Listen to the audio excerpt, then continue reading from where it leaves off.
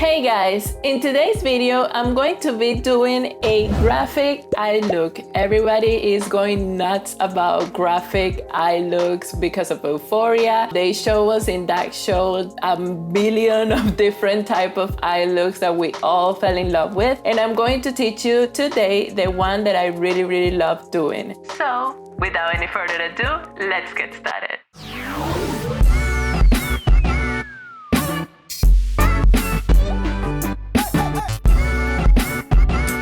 And today I'm going to be using these two palettes from Kitsch. These are the Beautopsy and the latest one that he created that has some color on it, the Monochromans. Here is one, the Beautopsy. The Beautopsy is mainly like our basic colors. And as you can see, it has a lot of gradients and stuff like that because that's the way he wanted to create the palette. And the same thing happened with the other one he created, but this one has color.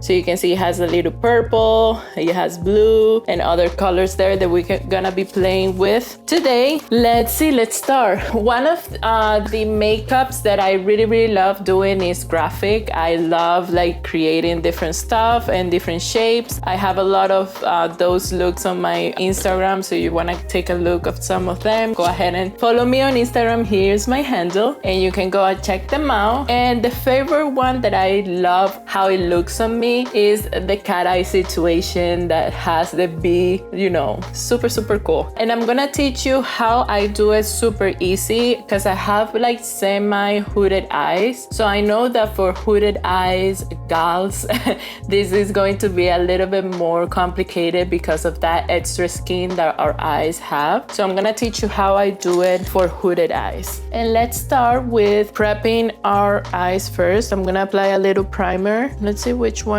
I wanna apply. Let's do this one from ColourPop. Is the Patted Proof Eye Primer. This primer is very soft. It's not too tacky and stuff like that. So that's what we want. And let me apply very quick here on my lid. And let me show you very quick the photo inspo. So you have like a visual reference from where the look that I wanna do today came from. And it's actually a look from Kitsch himself. It's something like this look here. You're gonna see there how beautiful that bee look actually is. It's pretty graphic, but I think that for my eye shape, that's the kind of looks that actually look very nice on me. And the first thing I wanna do is set my primer because we're gonna be blending the black on my eyelid. So to set it, I'm going to be using this shade here. It's like a basic skin tone. It's nothing too dramatic. It's just to set. You can even use powder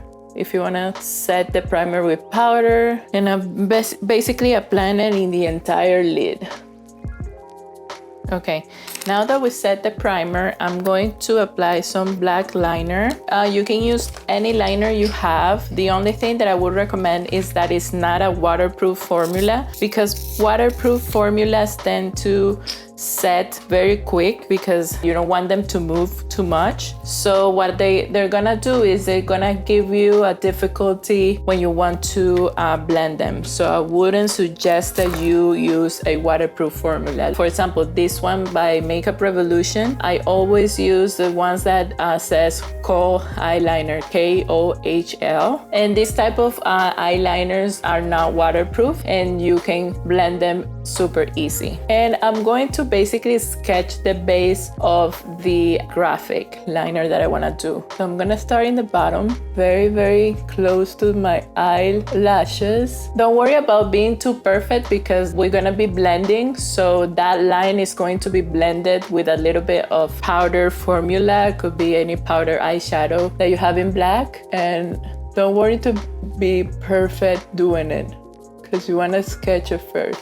And when it comes to hooded eyes, when I want to do the wing part, then I put my mirror in front of me and I start sketching looking straight to the mirror.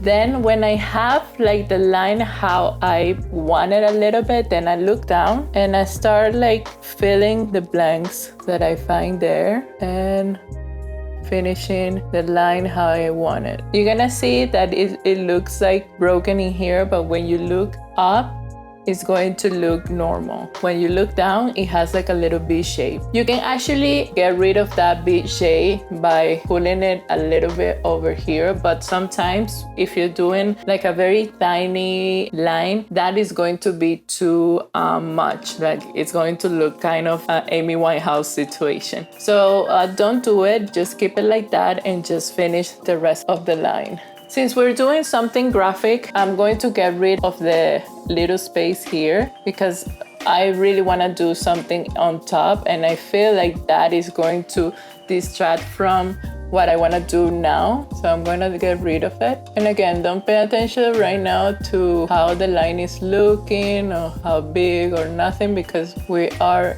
just starting to sketch what we want to do. And now I'm going to take this part of the line inwards, and the same thing, I want to place the mirror in front of me to see how far up I want the line to go. And again, don't worry about being too clean about it because we are blending this line, and I really want to take it almost all the way down, so something like this. Let me do the other eye very quick. Okay, again, I'm not worried about being perfect right now because now I'm moving to the blending part. And I'm gonna start with a little small brush, any small pencil brush that you have, that the hairs are not too flimsy, so you can actually blend with a little bit of precision, because if the brush is too soft or it has very few hairs, it's not gonna give you that precision that you need. And I'm going to start blending the outsides of the line first, and this is going to take you a little bit of time, so be patient with it. Don't apply any eyeshadow yet, only blend, blend, blend. And you see the lines are looking much better because we're blending them and perfecting them, so the look is going to start to come together, but still we need to clean a little bit more this black. Now we're gonna start adding the black shadow, and to add the black shadow I'm going to start doing it with a very small brush. I can't find the brush that I usually use for it, so I'm going to use this pencil brush. I generally use something smaller, but let's see, because I'm gonna use this one to blend. I just want to apply product with another brush, and I'm gonna be using the black shadow here at the bottom of this palette. And I'm going to start here applying the shadow. I'm just dabbing the eyeshadow without blending yet, kind of to use it to set the pencil. And I'm going to start blending a little bit and start perfecting here. You know what, I'm gonna use the same brush and I'm going to take some product with it and see if I can do that blending. Yeah, it works. It's working, it's working. You can do this even smaller. I just wanted to make it a little bit dramatic. That's why I did it a little thick, but you can always go small with it, do a few lines. With another brush that is more like a flat fluffy brush, I'm going to take the center of these two shades, which makes like a dark brown, and I'm going to use that shade to help me define a little bit more the inner part of the V and to give me some dimension there. Do the same thing here. And with this same brush, I'm going to take now some of this brown that it's here to create kind of a gradient in the middle or in the center, using the same brush because we want some of the product that the brush already had to be there, so it helps us with that gradient. And we're gonna place it in the center, and we're gonna continue blending. Perfect. I think it's looking pretty nice. One last thing that I always do is to clean up anything that I don't like or I don't see that it's giving me the vibes. And what I'm gonna do is I'm gonna take a Q-tip and I'm going to take some micellar water. This is going to help me perfect the shape of the final look. I'm going to be cleaning here outside and here on top. And you see, when you clean it, it looks much better because everything looks more well done. Like, I don't know how to explain it, like perfect. Like you did it without any help.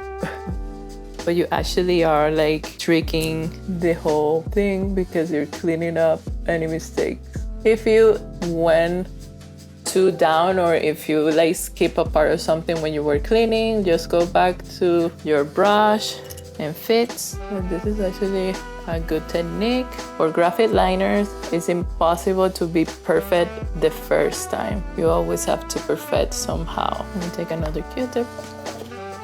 Okay, now that we clean everything is looking much better, more polished and everything. So what I'm gonna do is I'm gonna finish my face off camera. I'm gonna do the foundation, everything else, all the stuff, and I'll be right back to show you the final look. I don't know if I wanna play with a little bit of color, but we'll see when I come back and see how everything is looking with the face already done. I'll be right back.